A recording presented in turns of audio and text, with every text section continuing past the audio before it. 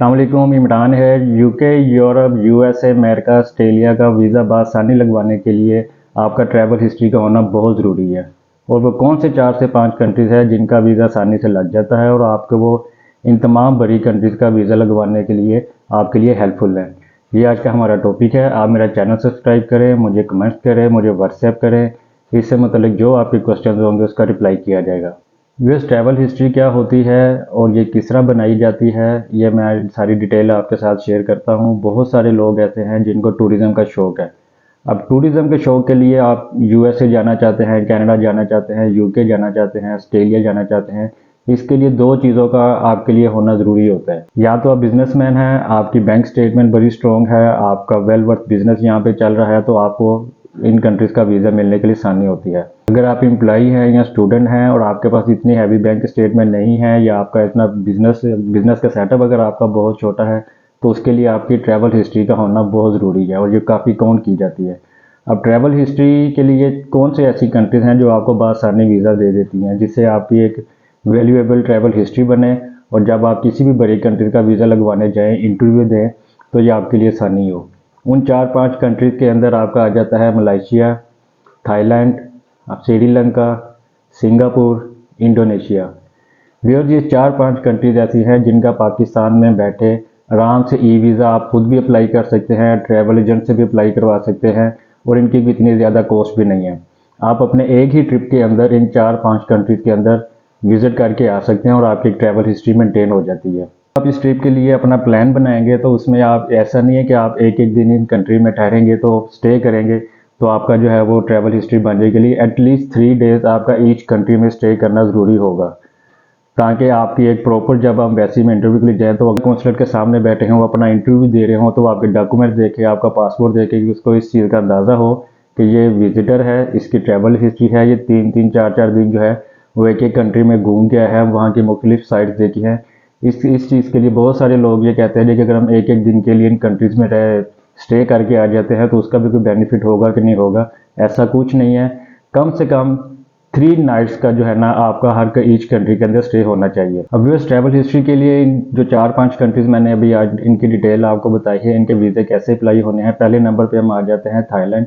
Thailand का e visa नहीं होता, इसका स्टिकर वीज़ा लगता है। इसके लिए आपको सिर्फ 5 से 6 डॉक्यूमेंट्स होने होते हैं। कोई इतना खास इसका वीज़ा लगवाने के लिए कोई लेंथी प्रोसेस नहीं है। थाईलैंड का वीज़ा कैसे अप्लाई किया जाएगा, इसमें कौन कौन सी ऐसी जगह है जहाँ पे आपको विज़िट करना चाहिए, अगली वीडियो में मैं आपको थाईलैंड की एक प्रॉपर डिटेल दूंगा और उसके अंदर सारा आपको वीज़ा प्रोसेस जो है ना वो मैं गाइड करूँगा। मलेशिया का वीज़ा ई वीज़ा भी लग जाता है और इसका स्टिकर वीज़ा भी लग जाता है। अब बहुत सारे लोग ये कहते हैं कि हमने अगर बाहर किसी बड़ी कंट्री में अप्लाई करना है तो हमारा स्टिकर वीज़ा का होना बहुत ज़रूरी है। व्यूअर्स, ऐसी कोई चीज़ नहीं है। आपकी जो ट्रैवल हिस्ट्री बेसिकली काउंट होती है वो काउंट होती है कि आपके पासपोर्ट के ऊपर एंट्री और एग्जिट की स्टैंप होनी चाहिए। अगर खाली आप वीज़ा लगवा के रख लेते हैं और आपके पासपोर्ट के ऊपर एंट्री और एग्जिट की स्टैंप नहीं है, आपने विजिट ही नहीं किया, तो उसकी कोई वर्थ नहीं है, ना ही उसका कोई आपको फ़ायदा देगा।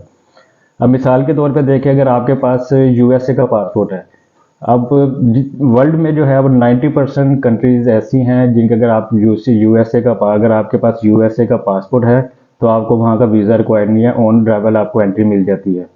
तो इसका मतलब ये तो नहीं है कि जो यूएसए के सिटीजन हैं उनका ट्रैवल हिस्ट्री नहीं काउंट हो रही, डेफिनेटली उनकी ट्रैवल हिस्ट्री काउंट हो रही है। अब जैसा मैंने आपको बताया कि मलेशिया का ई वीज़ा भी है, स्टिकर वीज़ा भी है। इसी तरह इंडोनेशिया का स्टिकर वीज़ा आसानी से बआसानी लग जाता है, इसका स्टिकर वीज़ा भी लग जाता है। सिंगापुर का ई वीज़ा आता है और इसका श्रीलंका का वीज़ा सबसे आसान वीज़ा है। वो ईटीए की वेबसाइट पर जाके कोई भी आराम से उसका वीज़ा अप्लाई कर सकता है। तो ये 4-5 कंट्रीज़, अगर इसके साथ आप वियतनाम का वीज़ा अप्लाई करवा लेते हैं तो वो एक एडिशनल मज़ीद हो जाता है कि 5 से 6 कंट्रीज़ हो जाती हैं। तो इस तरह से आपकी जो है ना एक वैल्यूएबल ट्रैवल हिस्ट्री मेंटेन हो जाती है। व्यूअर्स, ये ट्रैवल हिस्ट्री बनाने के लिए आपको कोई बहुत ज़्यादा पैसों की ज़रूरत नहीं है, थोड़े से पैसे लगते हैं। इन तमाम जो 4-5 कंट्रीज़ मैंने आपको बताई हैं इनकी नॉमिनल सी फ़ीस है। आप एक ट्रिप के अंदर एक टिकट लें तो आप ये 4-5 कंट्रीज़ के अंदर भी विज़िट करके आ सकते हैं और इनके वीज़े बआसानी से लगते हैं। इसमें कोई इतना लेंथी प्रोसीजर जैसी कोई बात नहीं है। व्यूअर्स, जैसे ही आपकी ये ट्रैवल हिस्ट्री बन जाती है उसके बाद आप किसी भी बड़ी कंट्रीज़ के अंदर अप्लाई करना चाह रहे हैं, यूएसए है, ऑस्ट्रेलिया है, कनाडा है, यूके है, तो जब आपकी ट्रैवल हिस्ट्री बनी होगी तो वीज़ा काउंसलर का सबसे पहले जब क्वेश्चन होता है at the time of interview, आप यूएसए क्यों ट्रैवल करना चाह रहे हैं। तो देखिए, मैंने अभी लास्ट वीडियो में भी आपके साथ शेयर किया था कि जब आप किसी बड़ी कंट्री का वीज़ा अप्लाई कर रहे होते हैं तो उसमें दो कैटेगरीज होती हैं। या तो आप एक बिजनेसमैन हैं, आपकी अच्छा खासा आपका बिजनेस का सेटअप है, तो वीज़ा काउंसलर को ये आपके डॉक्यूमेंट देके वो सेटिस्फाइड हो जाता है। अदरवाइज अगर आपके बिजनेस सेटअप नहीं है या आपके पास इतनी फाइनेंशियल सपोर्ट नहीं है, तो फिर वहाँ पे आपकी ये ट्रैवल हिस्ट्री काउंट होती है। तो आप उसका एक रीज़नेबल ये इसके क्वेश्चन का आंसर दे सकते हैं कि मैं एक रेगुलर ट्रैवलर हूँ, मुझे टूरिज़्म का शौक है, ये मैंने 5-6 कंट्रीज़ में विज़िट किया हुआ है, तो अब मैं आपका जो कंट्री है उसको विज़िट करना चाह रहा हूँ। 2-4 उनके जो बड़े बड़े सिटीज़ हैं, प्लेसेस हैं, उनका नाम लें कि मैं उसको विज़िट करना चाह रहा हूँ। इस तरह आपने अपनी ट्रैवल हिस्ट्री को मेंटेन करके आपने वीज़ा काउंसलर्स को सेटिस्फाइड करना है। और ये वो चीज़ होती है कि जिसकी बेस पे आपके काफ़ी ज़्यादा चांसेस, आपके ब्राइट चांसेस होते हैं कि आपको वीज़ा ग्रांट किया जाए। और व्यूअर्स, अगर आप ये ट्रैवल हिस्ट्री बनाने के लिए आपको किसी डॉक्यूमेंट्स की ज़रूरत है, कोई आपका क्वेश्चन है, आप मेरे से रब्ता करें। हम आपका थाईलैंड का वीज़ा भी प्रोसेस करवा देंगे, मलेशिया का वीज़ा भी, वियतनाम का भी, सिंगापुर का भी, श्रीलंका का भी।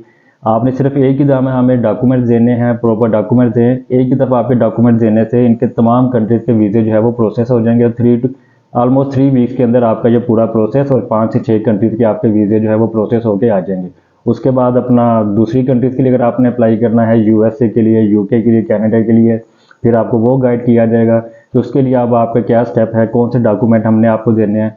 हम आपको पूरी एक प्रॉपर गाइडलाइन देंगे। व्यूअर्स, इस ट्रैवल हिस्ट्री में जितने भी कंट्रीज़ की मैंने आपको डिटेल दी है, जैसे मैंने आपको बताया है कि इनके वीज़े बआसानी लग जाते हैं। आपको इनके वीज़े भी हम आपको प्रोसेस करवा के दे देंगे। आपको यहाँ का होटल का पैकेज भी आपको बना के देंगे और एक अच्छे पैकेज के अंदर हम आपको इसकी सारी डिटेल देंगे। और व्यूअर्स, इन 4-5 कंट्रीज़ के अलावा और कौन कौन सी कंट्रीज़ हैं जिनके वीज़े आपको बआसानी मिल जाते हैं, उनके लिए क्या डॉक्यूमेंट्स रिक्वायर्ड हैं, कितना प्रोसीजर है, उनकी क्या फ़ीस है, उन तमाम कंट्रीज़ की डिटेल, वीज़ा डिटेल देखने के लिए आप मेरा चैनल सब्सक्राइब करें। मुझे उम्मीद है आपको वीडियो पसंद आई होगी। मुझे कमेंट्स करें, मुझे व्हाट्सएप करें, आपकी तमाम इन्फॉर्मेशन आपको प्रोवाइड की जाएगी। बहुत शुक्रिया। अल्लाह हाफिज़।